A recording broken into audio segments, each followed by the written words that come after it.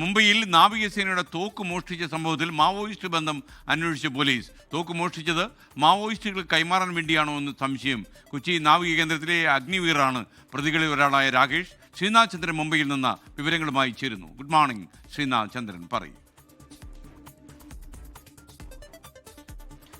Very good morning. ഈ കേസുമായി ബന്ധപ്പെട്ട് രണ്ടുപേരെ കഴിഞ്ഞ ദിവസമാണ് തെലങ്കാനയിൽ പോയി മുംബൈ പോലീസ് അറസ്റ്റ് ചെയ്തത്. ആസിഫാബാദ് എന്ന പ്രദേശത്ത് പോയാണ് രണ്ടുപേരെ അറസ്റ്റ് ചെയ്യുന്നത്. ഇതൊരു മാവോയിസ്റ്റ് ബാധിത മേഖല കൂടിയാണ്.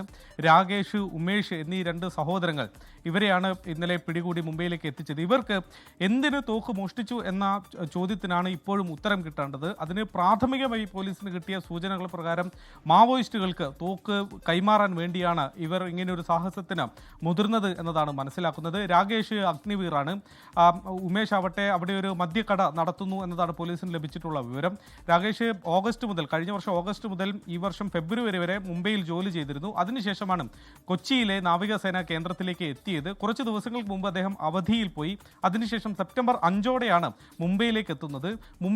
മുംബൈയിലെ ഈ നാവിക താവളത്തെക്കുറിച്ചും അവിടുത്തെ സുരക്ഷയെക്കുറിച്ചും ഒക്കെ തന്നെ കൃത്യമായ വിവരങ്ങൾ നേരത്തെ അവിടെ ജോലി ചെയ്തതുകൊണ്ട് രാകേഷിന് ഉണ്ടായിരുന്നു. അങ്ങനെയാണ് യൂണിഫോമിൽ എത്തി അവിടെ സുരക്ഷാ ഡ്യൂട്ടിയിൽ ഉണ്ടായിരുന്ന മറ്റൊരു അഗ്നിവീറിനെ കബളിപ്പിച്ച് ഡ്യൂട്ടി മാറാൻ സമയമായി എന്ന് പറഞ്ഞ് അദ്ദേഹത്തെ അവിടെ നിന്ന് പറഞ്ഞയച്ചു.